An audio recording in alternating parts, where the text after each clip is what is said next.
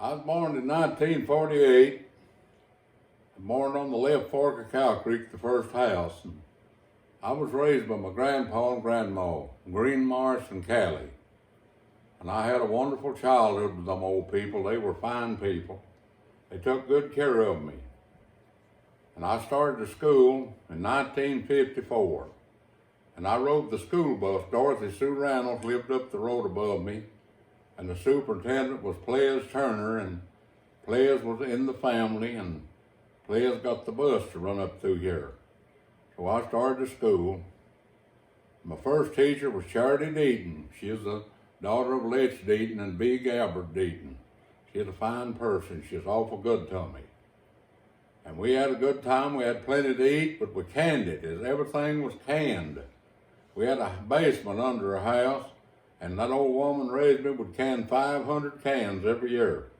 Canned beans, she canned corn, she canned pickles, made every kraut, everything in the world. We'd always kill about 3 hogs.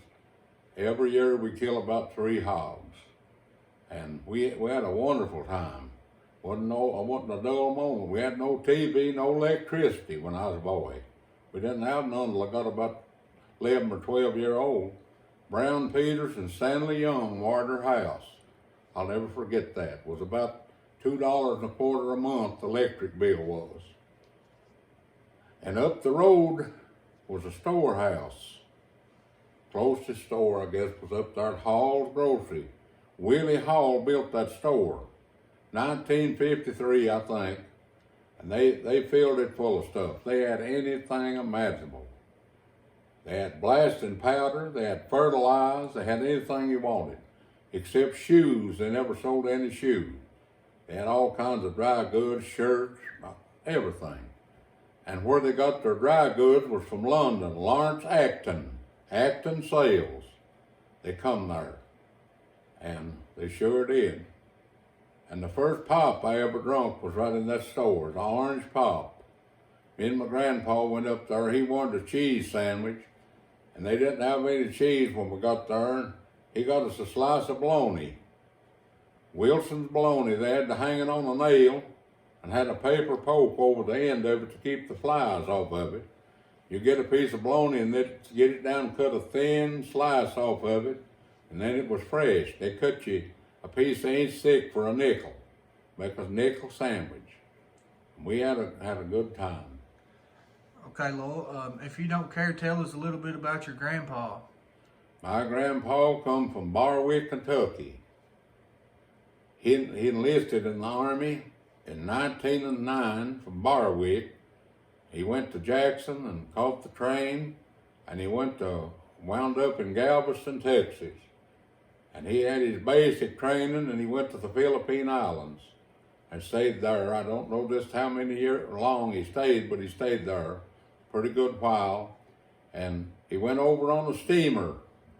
He went from San Francisco, went on a steamer over there. Took him 27 days to get there. That was a pretty good, now you can fly over there in just a matter of time. And after he come back out of the Army, he got married in 1918. And he had my mother, and had an aunt, Hazel, and had a boy named Charlie. Charlie was killed on the railroad at 34 in Middletown, Ohio. But his first wife died, and he married a woman over here. He married Callie. She was a Merle. He married Callie, and they moved to Owsley County, and that's the reason we're all here. And he was a good man. I'll tell some more stories about him later. And I want to tell you now about the store up there. From Wash Halls up, about a 3/4 of a mile above the store, it was nothing but a loblolly of mud. It was mud. And on up, where the dirt road ended, it went into the Slate Rock Creek. There was no way to get in there but a sled. They had to go on mule and sled. And I remember very well, many of a time people come there at the store, Willie Hall, and got sleds, loads of stuff. They'd get flour, they'd get lard, they'd get meal, they'd get coffee, they'd load a sled down. And they'd pull the mule probably 50 yards, and then they'd let it stop. breathe, and get its breath, then they'd pull it on, go on with it. And they went right on up and down that holler with that sled. And there wasn't any road up in there till 1970. Rosetta Reynolds got blowed up in an explosion in Lexington, Kentucky. Her brother got killed. His name was Irvin Reynolds. They were wonderful people. He was a pharmacist. And they were walking down the street, and a taxi left a gas pump with a hose in the tank, pulled it loose, and the gas run down the street and got in the bottom of a building where there's a coal furnace. It blowed them up. And Irvin was in front of Rosetta, and he killed Irvin. And so Rosetta was in bad shape, and she had to come home, and she had to have an air conditioner. There was no electric up in this sled country, up in that holler. We went to McKee over there, and we got the electric company to agree to put a electric line up there, and they built a road, the county did. And we put the post on the county right of way, and we took them up there, and they took Rosetta up there and put air conditioner. Harold Noble had his house wired, and Hobart Reynolds had his wired. That was in 1970s, 71. Can you tell us a little bit about the process that those electric companies went through to get power to each house? I know they didn't have any kind of big trucks or anything back in the day, so can you tell us a little bit about what you remember from? Well, the most that I remember, I don't remember them pulling them with mules, but I remember they had little small bulldozers, and they'd brush it, clean out the right of way, and then they'd pull them poles in there. And they had big post hole diggers. They didn't have nothing machinery. They dug them by hand. The post hole diggers had handles on them 6 or 8 foot long, and they'd dig them big holes. Sometimes they'd hit rock, and they'd have to blast just a pop shot, bust the rock up to get on down. I remember them doing that mighty well. Sure did. Absolutely. And now that was a sled country up in there. We'll be making a video up there, and I'll show you exactly where it was at the road at that time. Getting back to the store now, on the right-hand fork where Mose Noble lived, there was a man had a store named Luther Roberts, and his wife was named Jaylee. And they had one girl named Irene, and she married Johnny Dooley. But anyway, Luther had an old truck. He'd go to Pal Hackney. The grocery truck couldn't get to his store. So he'd go down there and he'd load that truck down with groceries and come back. He'd stop at home over here, and he'd say, "You need anything today, Green?" I'd go out and he'd say, "Yeah, get me 8 or 10 sacks of flour, get me probably 5 or 6 pokes of meal. I want some coffee, and I want 20 pounds of sugar, and give me a can of lard." He'd buy a lot off of Luther. And by the way, he'd let him have it money or no money. And back then, there wasn't any Social Security. There wasn't nothing. Backer crop, that's all they had. They paid from year to year. He'd credit him and let him have it. And he'd go right on up the creek. And of course, we also traded with Will Hall. My grandpa and Will was big buddies. And I've seen 2 and 3 sleds there at a time. People right on that creek, Wayne McIntosh, my uncle, I've seen them there with sleds, Harold Noble and Hobart Reynolds. I've seen them 3 there, and Steve Noble with sleds. And right there a minute of a time, they'd pull in front of that old store and they'd load them up with them groceries. Sure would. What was life like back in the late 50s, early 60s for a young man, 15, 16, 17, 18-year-old? Job-wise, what was life like? Well, the only job was here, they was very scarce. Farm life, they worked for farmers. And when I was a boy, I remember people coming around and they'd say, "Greenberry, you got any work for us to do? We'll clean up a field for you. We'll throw rocks out of the creek, whatever we need to do. We'll do it. We'll work for you." And sometimes he'd have a little job. He'd get them to fence.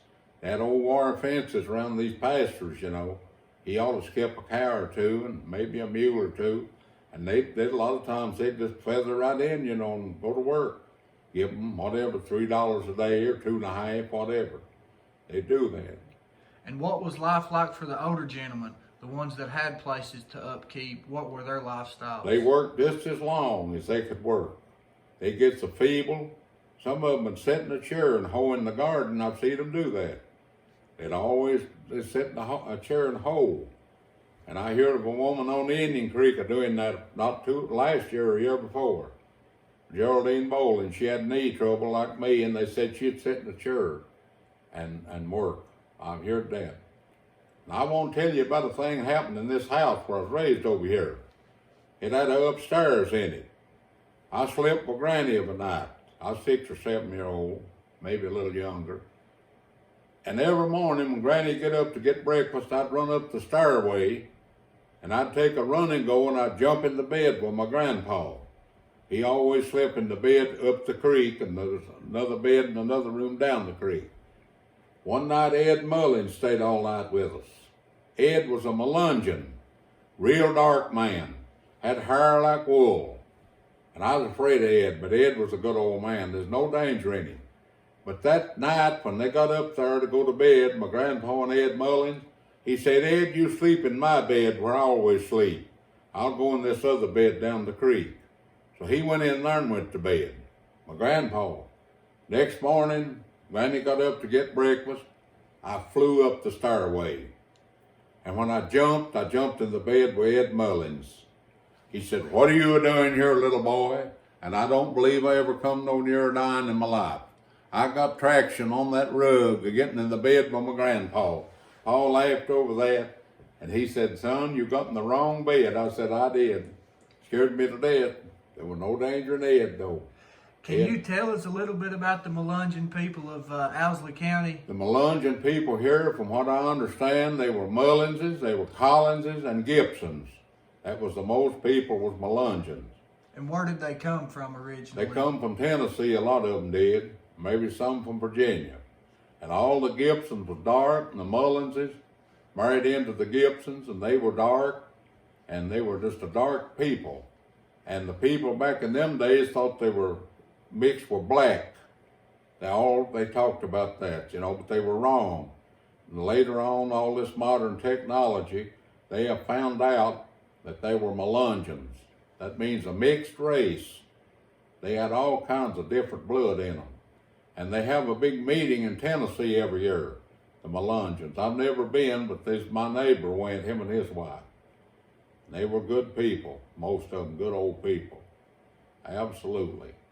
It sure was. But I'll never forget that, me jumping in the bed, in the wrong bed. Absolutely. Ed was a fine old feller. He died on Pole Town over here. He's living with Margie Riley. And now that is old time stuff. And I'll tell you about Dooley Barker. Dooley had a store down here. He run a store, groceries, and the post office. There was a lot of people went to Dooley's to get the mail and done a little trading, And it was about the size of the halls up there, but the halls had the most stuff. They had more quantity of stuff than Dooley did. And Dooley was a good man. He married a sister to Jerry Wilson, Edna Wilson. And Dooley was a fine gentleman. He sure was. Lowell, why don't you tell us a little bit about what you do as far as your day-to-day now? What does your day-to-day look like now as an older gentleman doing this YouTube stuff, trying to tell stories? I go to the restaurant every day down Jason Reed, the bus stop, and I meet people in there. People come to see me and ask me about old graveyard and ask me questions about generation. And most of the time, I'll pretty well know something about them. And a lot of times, maybe I won't. I don't know. But most of the time, I can tell them something about them. And that's what I do, sit around in there, and I'll come home and drive around, and I've got bad knee, and I can't walk too well. But I pass the day off pretty well just by talking to people. I like to talk to people, my friends, and so on. And yeah, we got a right of way now from that electric company to put that electric in it. That was in the 70s. I was working in the sheriff's office for Charlie McIntosh. Won't you tell us a little bit about your time with the sheriff's office? You was a deputy sheriff for the Owsley County. 1970 or 74 for Charlie McIntosh. And Charlie was an extremely strict sheriff. He was against bootlegging more than any man I ever saw. And he about cleaned the bootlegging up. Kendall Robinson was the county attorney, and when they caught one, Kendall would put him under a peace bond. He was caught in 90 days, whatever the time was, selling alcohol beverages in this county. Whoever signed the bond with him would have to pay, like maybe $1,000.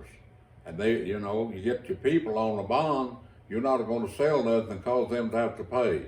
So that's the way he stopped it. He sure did.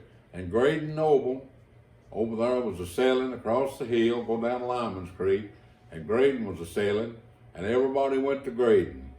So he made Graydon rich by stopping them here in this county. He sure did. He absolutely did. He made Graydon rich. He was the strictest sheriff I ever seen. What years did you serve as deputy? I worked from 1970 to 74, and I worked right on. I guess I worked 15 or 18 years deputy under different sheriffs. Worked under Paul Short and Kelly Shouse. And I worked at school 18 years. I was a night guard over at the school. They burnt the building and everything, and stealing. They had to hire somebody to stay around over there, So I retired from there. Yeah, I sure did. I retired from there. And it was bad, hard work, laying out of the night. Of course, I slept in my truck sometimes. And what kind of a county was it, behavior-wise, back in the 70s, early, late 70s? It was pretty good. There's a few murders, not a big lot. And they've had a lot lately, the last few years. And this killings happened. Yeah, but not too many.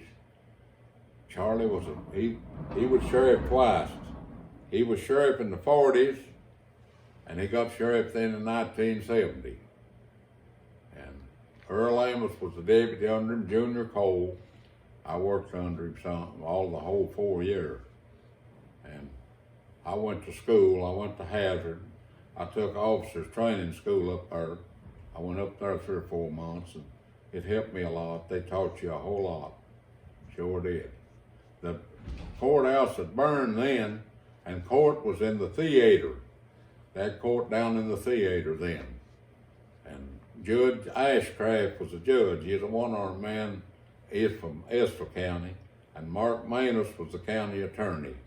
Mark also lived in Estill County. He's born up here above the drive-in up there. Mark was a pretty good prosecutor. He sure was. A pretty good prosecutor. What was life like here in the 70s, 80s? It's pretty good. Pretty good, absolutely. What was work like around here? It was pretty good in the 70s. Yeah, there were several jobs around. Power line cutting and this and that, And then the coal boom come. The coal boom come, and there was coal mines everywhere. We go in the restaurant. I worked in the mines for over a year. And you go in the restaurant down there, Wayne Peters, he run it then, and his wife. And I'll tell you what, they'd be crowded in there, eating breakfast in the morning, maybe before daylight. There'd be a crowd, and Wayne had punch boards. He'd punch 2 or 3 knives off every morning. Everybody had plenty of money. They didn't care to spend it.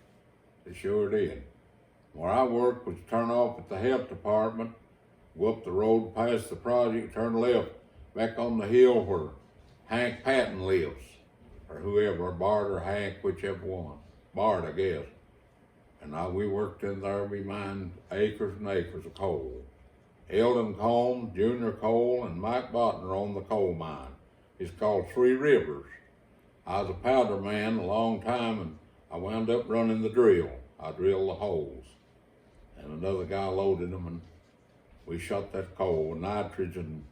I had primer cord and dynamite, what we put it off with. You told me before there are several businesses in Owsley County at one time. Yeah. Could you talk about those a little bit that you can remember? Yes, Steve Wilson had a big grocery store right below the bus stop diner, and it was a fine grocery store. And on down the street, Joe Camel had a store, and it was a good big store straight across from the courthouse there. It's been everything in the world since that. James Wilson run it for years, James H. Wilson. And Henry Camel had a store, a hardware store. He run the bank, right about where the motel sits now. Henry Camel, he's there. I remember his store I remember it, but not real good. And right on down, there was doctors here, Don Wilder. He had a doctor's office over there where the old Wilder Hotel used to sit. He had it there, and Don was a pretty good doctor. He doctored me when I was a child, and it was a very prosperous place. The bank was going good, and they had clothing stores. There's a fella, his name was Combs. He had a clothing store right there where Kendall's, right below where Kendall Robinson's office is now, or used to be it. And he had a good dry goods store there. And you could get about anything you want. Charles Long, he had a big service station down there, and he serviced all the coal trucks. There's a mine in Goble Gap then, Mose Elkins. A lot of people from here, they worked over there and hauled coal, and worked under the hill too. Mose had a big mine there. He sure did. And right down here below me, just down the road here about a half a mile, there was an underground mine, deep mine, underground. Mose run ahead. He had two big tipples. Now this was in the late 40s. And they tons and tons and tons of coal they brought out of there. And that's where Arthur Blankenship come from. Arthur come here from West Virginia. They built him a little house down there, and he was a mule driver. They hauled it out one of the hill then with cars, mules hooked to them. They haul that coal out, ponies, and sometimes they get a bank mule, most time ponies. And Arthur was a mule skinner. And he told me now that Devil Ants Hatfield was his grandma's brother. And I believe it. He looked like him. Yeah, and he moved into Breathitt County, and later in years, Arthur passed away. But he had some good stories to tell, Arthur did. He was a fine feller. Well, thank you very much for watching what I've told you about, and I think you'll enjoy it. And anything you want to ask me, feel free to call me or contact me, and I'll talk on any subject that you want me to talk on if I know it about it, and I appreciate it. Thank you.